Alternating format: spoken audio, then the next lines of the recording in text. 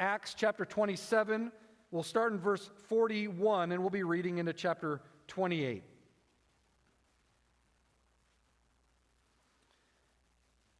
Let's hear the word of the Lord. But striking a reef, they ran the vessel aground.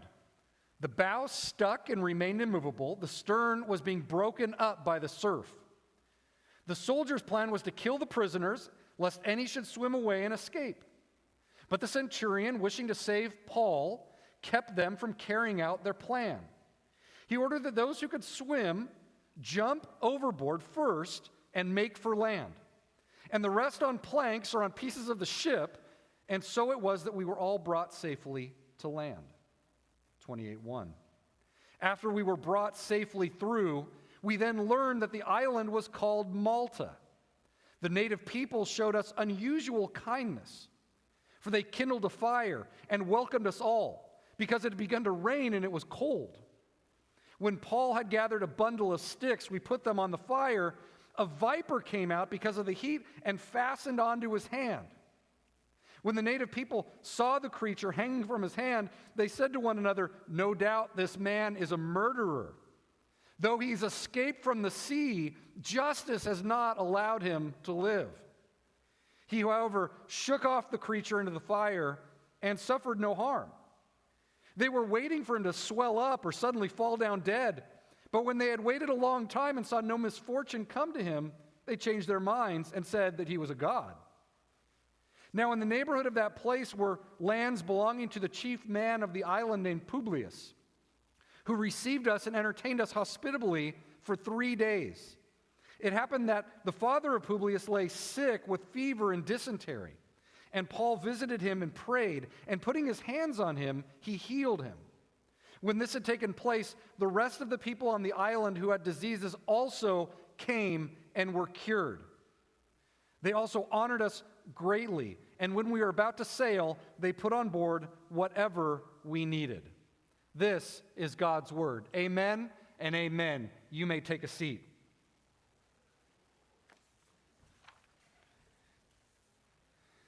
Well, I want to just say a word of thanks before we get into this passage. A thanks to Connor Taft for preaching last week.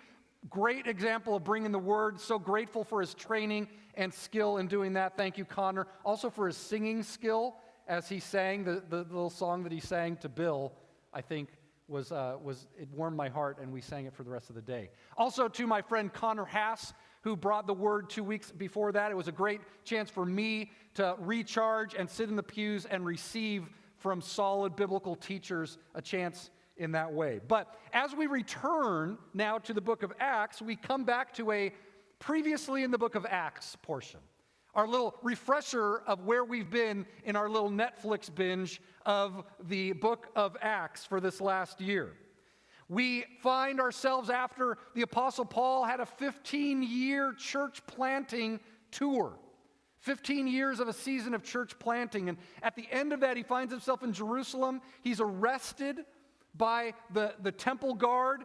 And as this riot breaks out, the Romans come down, they take Paul into custody, and Paul has a chance to defend himself, to offer a defense, an apologia, a defense, and bear witness to testify about Jesus to not only the Jewish leaders of that day, but also to the Roman governor as he's transferred to Caesarea, as well as the Jewish king of that day, Agrippa, and his sister Bernice.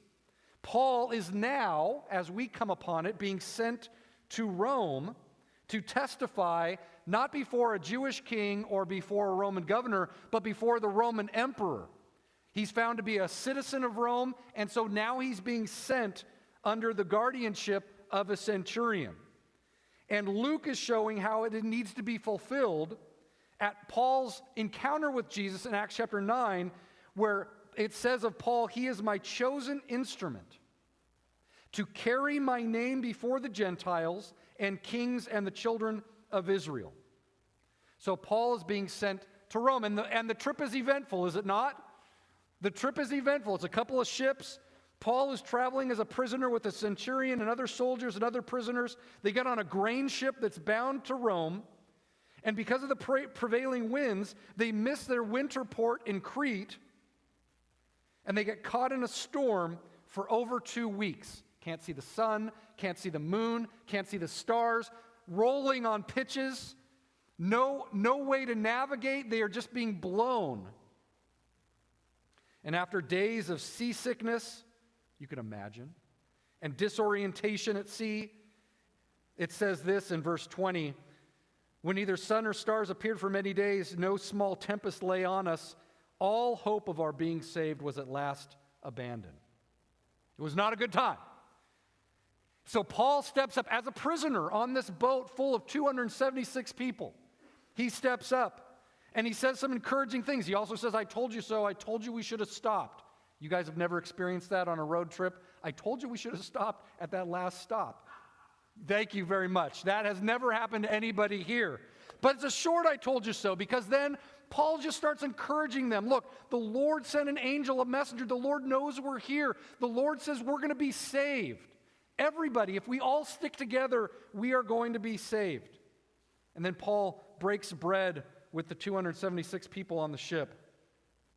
They spot land, they run the ship aground on the beach, and this is where we picked up our reading today. The ship wrecks on a reef. All the soldiers want to kill the prisoners, but Paul's centurion friend Julius, who we talked about last time I was here, Julius saves Paul and all the prisoners. And the plan, I love this plan. If you can swim, jump out and go for shore. If you can't, wait for the boat to break up and then float in on the wreckage. Like that's a great pre-flight plan, right? Look, if we ever crash, if you can swim, go for it. But if not, just grab onto a piece of wreckage and you'll be all right. So that's the plan. It's a textbook landing, right? That's not what it is. So, and here we are. And Paul washes up on the beach and immediately launches into a speech where he extols the virtues of motherhood. That would have been great for a Mother's Day sermon, but that's not what happened, everybody. No laughs on that. Gosh, I would have expected more laughs. Okay, no, Paul does not launch into a discourse about how awesome mothers are. That would have been good timing, but sometimes the timing of the passage doesn't match up with where we're at. Right, Brenda? That happens every once in a while. But so this is what he does. But really what happens is, and as we pick up our story and as we've read the passage, what we realize is that Paul had set sail. They set sail too late. And so probably the time, you have to imagine this. So this has been stormy. They're in the Mediterranean. They're headed for this island of Malta. It's November. The average temperatures in Malta in November are 50 degrees, okay? And they're in the ocean swimming for shore. So that's where our passage picks up. This is cold. And these guys, they haven't eaten for 2 weeks, remember? They're all seasick. Paul breaks bread, but all the like fat that's going to keep them warm, they haven't eaten for like 2 weeks, so they're cold, they're hungry, it's really cold. I know some people have been to Malta and they've seen it, but anyway, so a couple things about this. So it says in 28:1, after we were brought safely through, however you want to say safely, thank you, Lord, for a safe landing. That's not a different definition of safe. We learned that the island was called Malta. And then it says the native people showed us unusual kindness. They kindled a fire and welcomed us all because it had begun to rain and was cold. Malta is a small island. Just to get you a sense about what size this island is, Malta is 18 miles long and about 8 miles wide. Catalina Island is 22 miles long and 8 miles wide. So Catalina is a little bit larger than the island of Malta, all right? But about the same size, very similar. And like Catalina, not as many safe harbors as you might imagine here. It says that, and then it is 58 miles south of Sicily, so the boot of Italy. You've got Sicily as the ball that the boot is kicking. It's about 58 miles south of Sicily and about 150 miles. Africa is about 150 miles away. So Malta was well known as a stopping point between tradesmen who were journeying from Africa to Italy. Malta would have been one of the stops along the way. As a matter of fact, it's due north of Tripoli. So Libya, due north, is Malta, and then you hit Sicily right there. You forget how close Africa and Europe are, but that's one of the things that Malta allows us to do. Humphrey Bogart as well, the Maltese Falcon. I did not watch that movie in preparation for this, but feel free to watch that this Mother's Day. All right, it goes on to say that it says the people, the native people. Now, I don't know about you, the ESV translates it as the native people. Does anybody have a different translation? The islanders. See, here's the thing about English translations. It makes it sound like a pretty exotic location, doesn't it? Like you imagine the islanders or like the natives on the island. The word there is actually, and doesn't help either. The word there is the barbarians on the island. I mean, you're like, well, are these grass skirts or is it long flowing hair?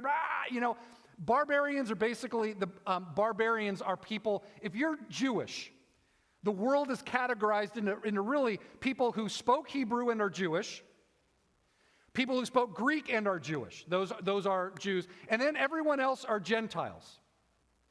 If you don't speak Greek, you're a barbarian. Okay? That's how the world was divided. If you're a Greek person, it's really divided into people who speak Greek, because Greek's the best, if you know any Greeks out there, and then everybody who doesn't speak Greek, and that's barbarian. And the word barbarian it's onomatopoeia, barbar. Like if you're saying people who don't speak your language, they're just like bar bar bar bar bar. That's how that word. Okay, no extra charge this Mother's Day for this. I'm on a roll. I don't know if you guys are with me, but we're really moving this morning. Thank you, Jackie. Appreciate that. So the people of the island, maybe is a better word. The residents of the island, it says, that they showed unusual kindness. They kindled a fire, they welcomed us because it had begun to rain and it was cold. And we're going to talk a little bit more about that, but these barbarians show unusual hospitality to these shipwrecked folks. 28:3, when Paul had gathered a bundle of sticks and put them on the fire, a viper came out because of heat and fastened to his hand. When the native people saw the creature hanging from his hand, they said to one another, "No doubt this man is a murderer. Though he escaped from the sea, justice has not allowed him to live." All right. Snakes. Snakes on Malta. Sounds like a movie, right? Snakes on Malta. What type of a snake was it? Now, before we get to the snake, what I love about this is Paul is out gathering firewood. I love that he washes up, like he wrecks, and he washes up on shore, and then Bear Grylls style, he's like gathering firewood for the fire. I think there's always this question about what do you do? Last time we talked about what do you do if you're on a ship bound for wreck? But now it's like, what do you do if you wash up on shore shipwrecked somewhere? Look for firewood. Okay? Firewood. He's going for firewood. But what type of a snake is this? As he's gathering this wood, he gets bit by a snake. Now, the word here is the word echidna, which is translated as viper, usually implies a poisonous snake, and it certainly could have been a poisonous snake. There are a couple of varieties of snakes on the island of Malta that are constrictors. And this could have been a constrictor because it latches on and then it's hanging from his hand. So we don't know if it's like, I always envision this like he just holds out his arm and there's a snake hanging off, right? Is that how you invite? It could be though that it bites him and then it's like one of those like little constrictors and it wraps around, something like that. We don't exactly know what it is. And actually today there are no poisonous species of snakes on the island of Malta. But that was 2,000 years ago, so there's a lot of things that could have happened between then and now. But all that to say, when the residents of the island see this, they're pagans. They're not Jews. They are really reminiscent of the Greco-Roman world. And what they say is that, hey, and remember what we talked about sailors, like when you go out on the sea, you are tempting fate, are you not? Like if you have some unconfessed sin in your life, this is a great time. If you're a pagan, it's a great time for the gods to visit vengeance upon you. And so as everybody, these 270 so people get washed up on the shore, and there's all these people are bringing them in and starting fires. They're like, I guess these people are living good lives. right? They're doing good. They've cheated death. They've cheated death in a shipwreck. But then there's this one guy, as he's gathering firewood, this poisonous snake gets him. They're like, well, not that guy. Unlucky, I guess, or that you're tempting fate, or that you are and in the ancient world, and this is what it says here, they say, decay must have gotten him. Justice. The goddess of justice, decay. She would be dispatched by Zeus. If somebody had done something wrong, Zeus would dispatch decay to visit vengeance upon someone. And they're basically like, hey, well, this guy made it through the storm, he made it through the shipwreck, but he couldn't make it past justice. And so, but then they watch him and they're like, they expect him to swell up, like when you get bit by a poisonous snake, you would swell up in that area, or they expect him to literally to fall over dead. That's what they're waiting to see happen. And after some time, Paul's like, what are you guys looking at? Right? Like, I don't know what Paul was thinking. Like, is Paul thinking, well, gosh, I've got to make it to Rome. Like, God is going to get me to, and I think that's the point of what Luke's doing here.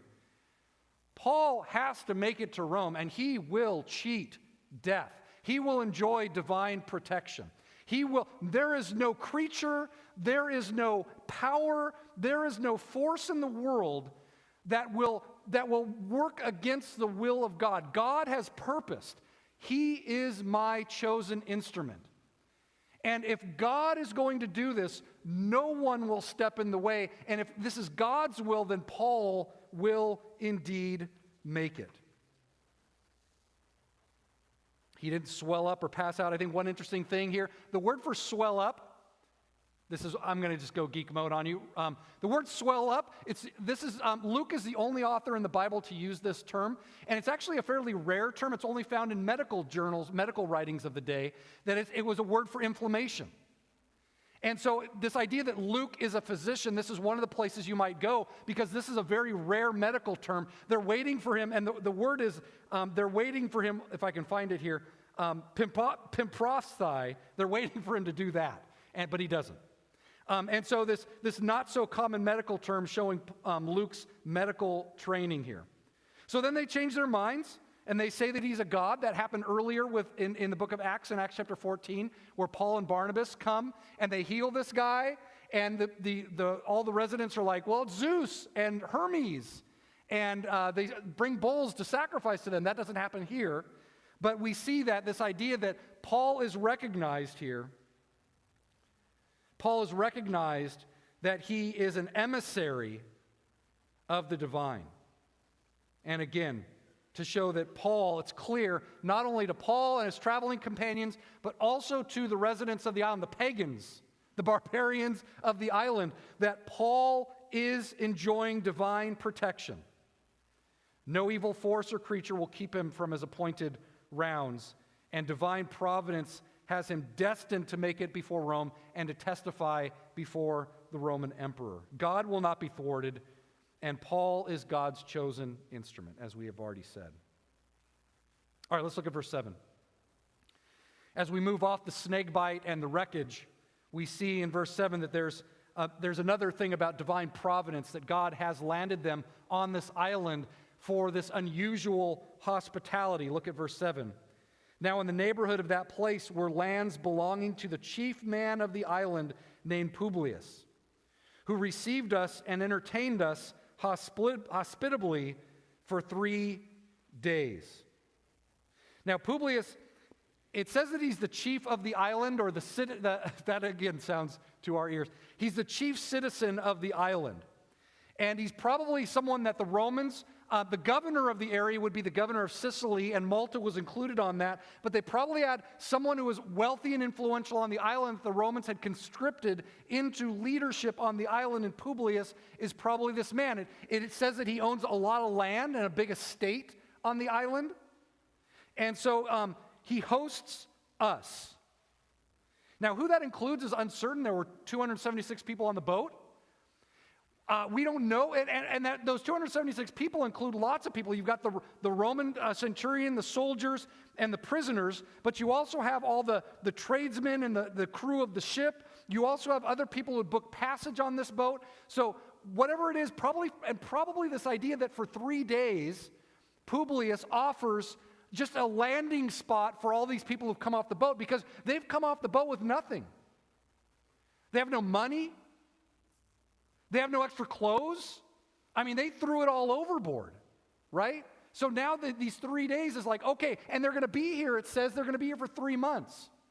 So you can imagine this stage where it's like, okay, we're going to need lodging, but in order to get lodging, we got to work. So who can do this? Okay, you go this way. Who can do this? Like, just to get a sense of where they're going to live and how they're going to live for the next 3 months as they wait to get to Rome. It says in 28:8, it happened that the father of Publius lay sick with fever and dysentery. And Paul visited him and prayed, and putting his hands on him, he healed him. And when this had taken place, the rest of the people on the island who had diseases came and were cured. It says that the father of Publius had fever, was sick with dysentery. And there is actually on the island of Malta, there's something called Maltese fever, Malta fever.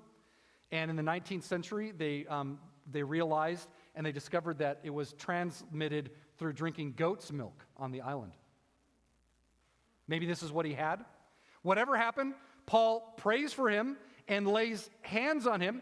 Crazy enough, this is the only time in the book of Acts where it talks about someone laying hands on someone to heal them of sickness. I know, that was a shocker to me as well. But he does that, and the man is healed. Paul hears of his condition, goes in to pray for him, and lays his hands on him, and heals him. And as he's healed, the word gets out in verse 9. When this had taken place, the rest of the people on the island who had diseases also came and were cured. And what ends up happening, this is kind of an interesting thing too, because again, let's think about this idea that these 3 days are kind of this staging time where you've got all these people on this boat who are now going to be grafted into this community for the next 3 months. And there's a question about like what's going to happen to Paul and his entourage. And it seems as though what they have to offer for this community is some kind of compassionate prayer and medical ministry. And here's how we arrive at that. Now, your translation, if you're reading the ESV, it says something like this, that in verse 8, Paul visited him and prayed, and putting his hands on him, he healed him. And the verb there, that verb is usually used to imply a full healing. Iosata, okay? He healed him. He brought him back to health. And it usually implies a divine, miraculous healing. But then when it says, in verse 9, the people on the island who had diseases came and were cured, this is the word therapeuo. We get our word therapy from it. And it doesn't always imply immediate healing. There are times where it implies immediately divine healing, but it's also used of someone that is undergoing medical treatment. And there's many scholars and commentators who believe that what happened after this is Paul heals this leading man's father, and then word gets out, but also Luke is with him, who's a doctor. And so people from the island now, there's a new doctor on, there's a healing that's taken place, there's this compassionate prayer, it's like a medical clinic has opened up. And so people from all over the island come with their various ailments, and probably what is implied here in the writing is that it's a place where you could come and be prayed for, and maybe there were miraculous healings, but also was a place where you could come and you could receive medical care from someone who was known as a physician, like Luke. And so it opens up this compassionate, and there's such a response to what happens. Look at the response in 28:10. It says, when they're about to leave 3 months later, they honored us greatly, and when we were about to sail, they put on board whatever we needed. So people are cured, but people are also just served compassionately and given medical attention. And when it says they honored us greatly, they honored with many honors, it probably implies that they gave monetary gifts. They provided for them monetarily. Again, they washed up on shore with nothing. Now they're going to Rome. They're going to need, these guys have been part of our community. They've loved us. They've prayed for us. We've brought our sick to them. They've done their best to heal them and to offer cures medically and to treat them. We're going to give them some money, but we're also going to provide them whatever they need on board. It's going to be a multiple day journey. You're going to need food. You're going to need clothes. And so coming onto the island with literally nothing but the wet clothes on their back, if that, to now, 3 months later, they have offered this wonderful service to the community, and the community is now blessing them. All right. What does this mean? What do we do with this passage? Why are we doing this on Mother's Day? And again, mothers, I wish he was like, and mothers are awesome. And then we could just riff off that all day long. But that's not what this passage is about.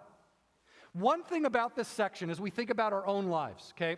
Just think about our own lives and this. Because I know you're going to shipwreck pretty soon. I'm just kidding. I don't know if you're going to shipwreck. I hope you don't. Safe travels to everybody. Godspeed, okay? But one of the things that is notably absent, and I'm not saying it didn't happen, but Luke is not making this point, is everywhere else that Paul goes, he preaches the gospel. And Luke makes a big deal about that, right?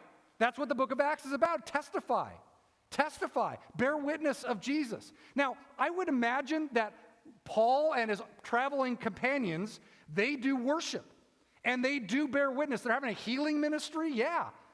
So you would imagine that they are bearing witness of Jesus. But one of the things that's absent about this is any kind of talk about, well, this person came to faith and this person came to faith. Maybe the idea that Publius' name is actually named implies that he came to faith, but we don't know what the reception of the gospel was on the island. What we do get is language from the Greco-Roman world that's language of what we would call benefaction. It's language about friendship. And friendship in the ancient world, as it is today, is about this idea of someone comes to you, maybe as a stranger, you give hospitality to them. The people who are given hospitality return the favor in some kind of service or gift or something like that eventually. And then there's reciprocated, it's this idea of reciprocated gift. That's the idea of friendship. And though Luke is not talking about the giving and receiving of the gospel explicitly, and I would imagine that happens here, okay? I'm not saying that doesn't happen. But one thing that is really interesting here is that the reciprocal relationship of giving and receiving gifts, benefaction, is happening between Paul and his companions who are believers and barbarians. Pagans. The pagans who are like, hey, you're kind of like a divine God over there. You know, like these are pagans who are coming. And I think this is the other thing. These are pagans who offer hospitality.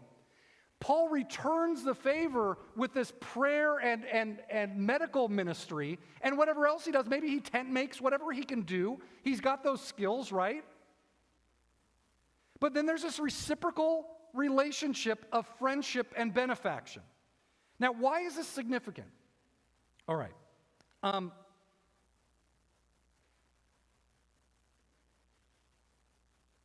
Sometimes you will hear that we as believers ought only to work in conjunction with other people who can sign our doctrinal statement. We should only partner in ministry with other people who share not only our faith in Jesus, but the essentials of our particular doctrine, of the specifics of our doctrine. Sometimes you'll hear that it's a little taboo to reach across into people who don't share our faith and to offer that sort of work with them. And in the scholarly world, actually, this passage is actually pointed to as an example of believers, people who are following Jesus, entering into benefactor relationships, friendship is what it's called, with people who may or may not share their faith. You land on the island literally naked, and the pagans clothe you. Because that's a virtue in the ancient world. Hospitality is a virtue in the ancient world. Benefaction is also a virtue, and so Paul and his companions, they return the favor with whatever skills and gifts they have. And you see then, by the end of this time, there's been this rich relationship of giving and receiving of gifts among those who may or may not have responded to the gospel. And I think that for me, and I think for us as a community, as we look at our own city and as we look at our own community, we want to be aware of what God is doing in our community, whether it is through other people of faith or whether it is through our own local barbarians. All right, you can laugh at that. I mean, we've got local barbarians, don't we? Whatever. You know who I'm talking about? Like whoever it is that might not share your faith, might not share your political leaning, might not share your sensibilities about everything, but God might be calling you into a friendship where there can be giving and receiving of whatever skills and gifts that God has blessed our community with.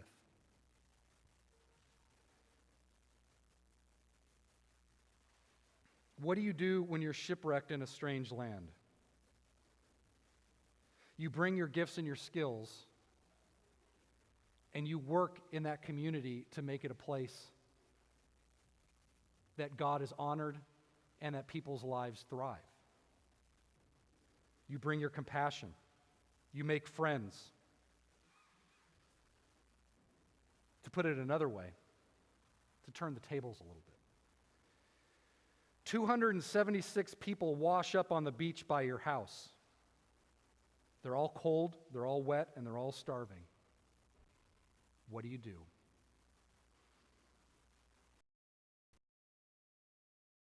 Well, our policy is political, but there is something for us in this political debate about the border and the southern border. There are lots of ways to talk about this, okay? And politically, there are lots of causes why there's a surge in migrancy, okay?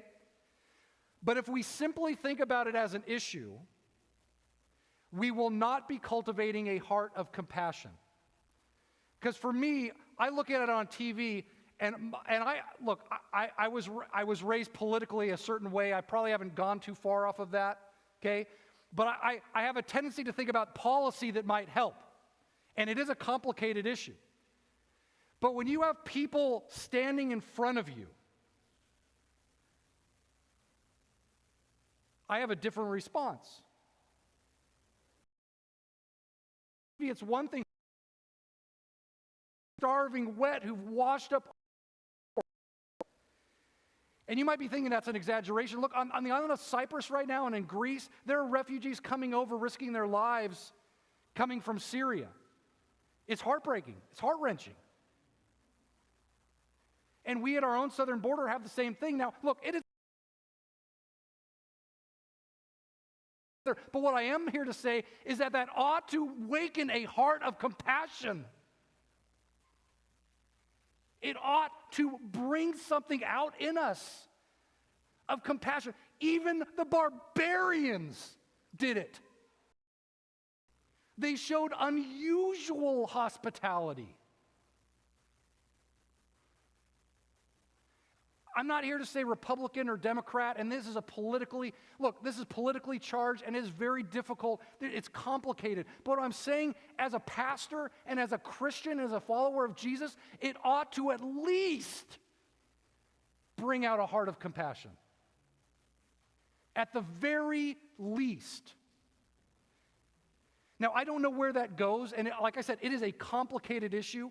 But wherever that goes for you in your life, in your neighborhood, it ought to start in a heart of compassion. Not the nemesis DK everybody gets their just desserts. A heart of compassion. The believers here experience that kind of unusual hospitality. And what I want to encourage us to do is to simply say, God, will you build in me a heart of compassion? Before all other things, I want to be smart and I want to be effective politically. If there's a way to solve a problem, I want to do that. But I want it to come out of a place. I want it to come out of a place where people would say, that person is willing to make friends. That person is willing to enter into benefaction, the giving and receiving of gifts. The offering, the word hospitality is the word love of men, philanthropia. It's also the phrase love of strangers, philoxenia. Hospitality in the New Testament is translated from these two words, love of man and love of stranger. It's not love of Aunt Sally who comes and sleeps on your couch at Christmas time. You know her. I don't know if you have an Aunt Sally. Okay? Love of stranger. And I want us to at least consider the idea that God has something for us, a gift to be given later if we develop a heart of compassion. That there is a promise. There is a promise of a gift to be given later if we cultivate a heart of compassion and a heart of hospitality.